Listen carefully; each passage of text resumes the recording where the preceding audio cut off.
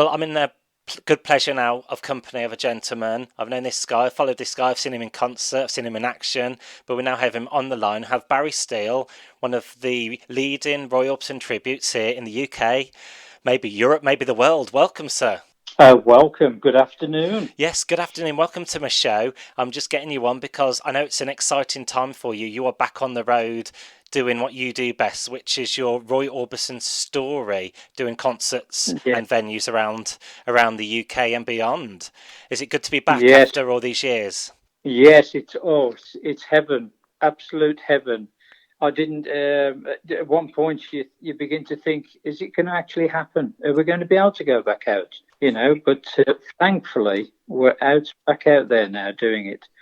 So yeah, Brilliant. that's great. And your show, you enjoy playing with a live band. You do it with your fellow musicians. What do you enjoy about doing that and seeing different towns and cities in the UK? Well, it's quite an education really because I've never seen so many towns all around the country and Mm, abroad and everywhere, and meeting such lovely people along the way. Just avid Roy Orbison fans, which is fantastic.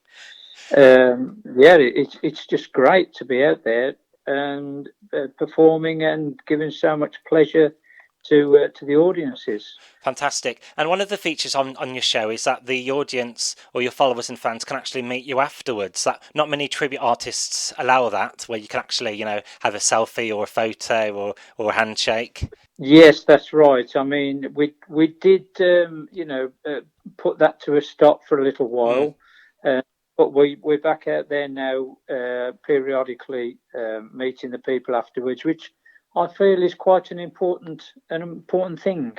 They've took the time to come and see our show and pay the money for the ticket, mm. and you want the feedback from them if they've really enjoyed themselves and the stories they come out with that, oh, I've met Roy Orbison and things like this. It's great.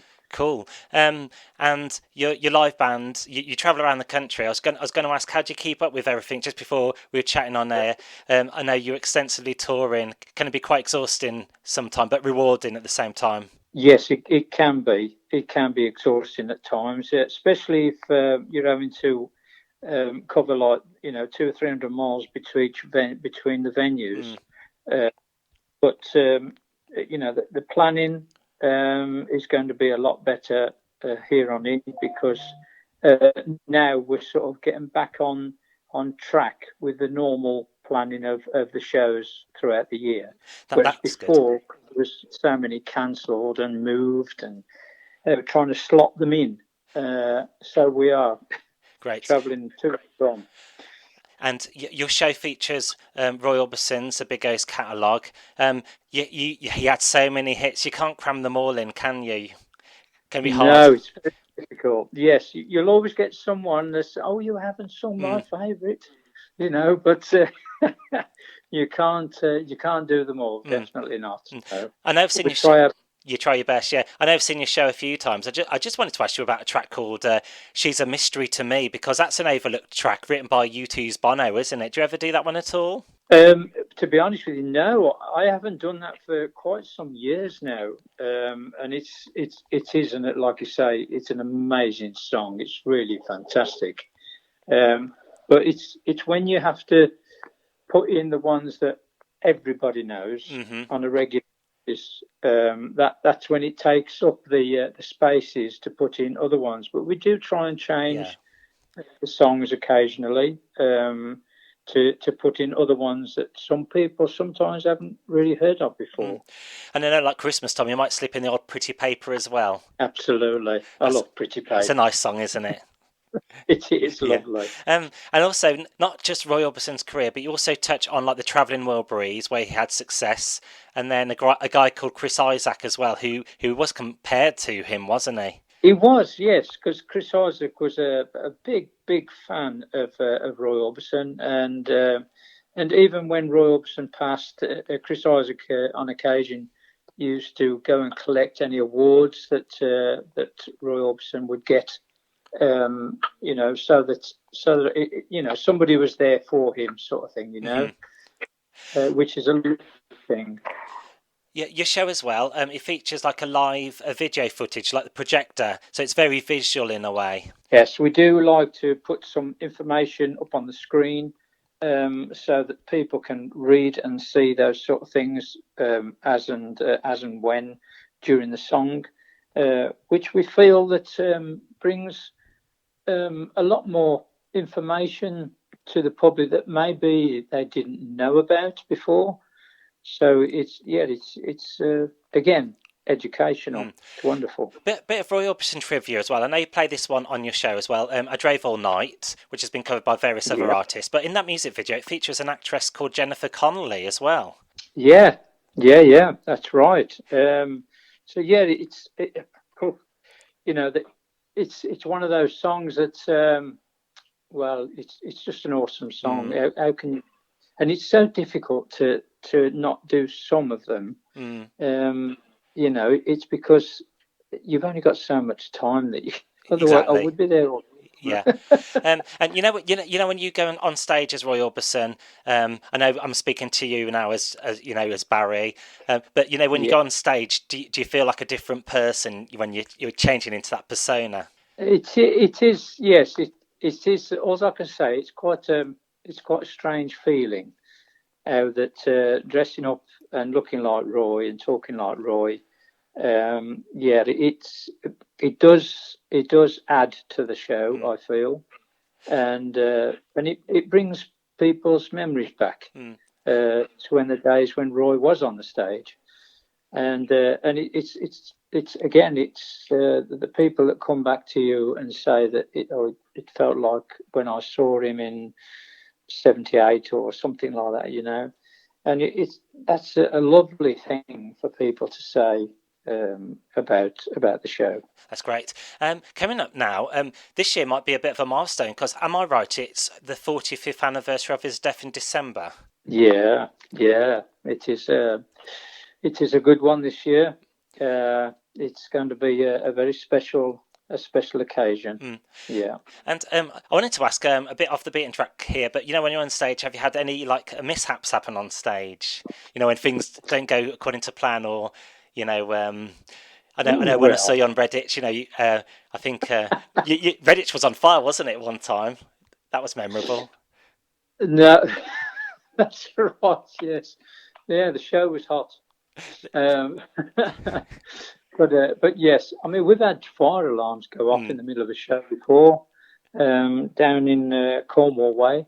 mm. We all had to evacuate the building, and we were stood outside in the rain, uh, which was quite an Mm. experience. As they say, But the show must go on.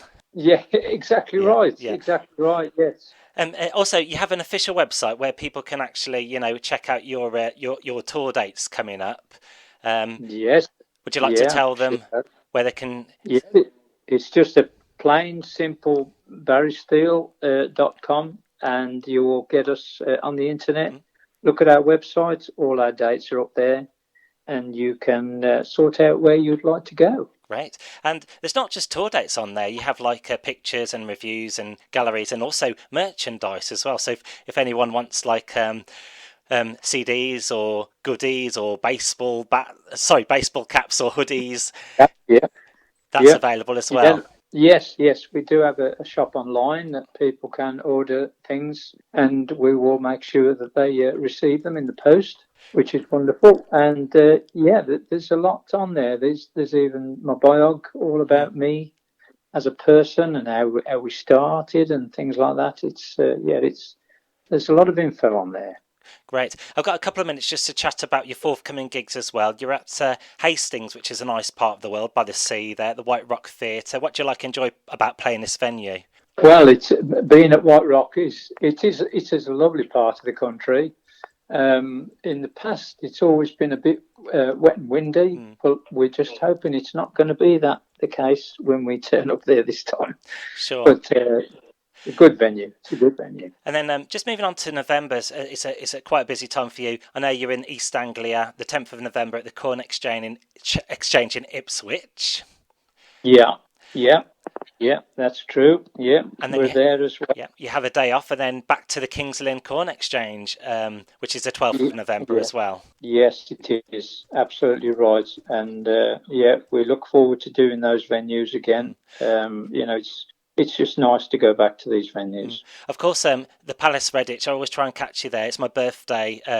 Well, just the day before, on the 18th of November. So Oh, I'll be coming to see you. And you've got a special guest, Buddy Holly, too. we have, yes, we have our good friend, Mr. Spencer Jordan as Buddy Holly, and he does quite a few shows with us over the period of 12 months, and yeah, he's with us that night. And down to Coventry with Buddy Holly again on the 25th of November at the Albany Theatre as well. Yeah, we're there as well, and it's yeah, we're up Scotland the night before though. Oh, nice. I want to mention Cannock as well, 9th of December, that's a Saturday, the Prince of Wales as well. Yes, wonderful venues. We always do those every year. We always have a fabulous evening with them. We really do. And it's good that you're booked well into the 2024 as well. Oh, no. It's we're wishing our lives away really, but when you're working off a calendar, the time goes so fast. Well done. Well, I just want to say thanks very much for taking time out to speak to me today, Barry. It's been a pleasure. Thank you. Pleasure having you back on. It's always good to reminisce about such a great artist and what you do best as well on the show. Well, thank you so much indeed. Thank you for your time. No, you're welcome, and I'll see you in Redditch. Okay. I look forward to that. See you. All the best. Happy birthday then. Thank you very much, Barry. All the best to you again. Cheers. Ta-ra. Bye. Bye. Bye.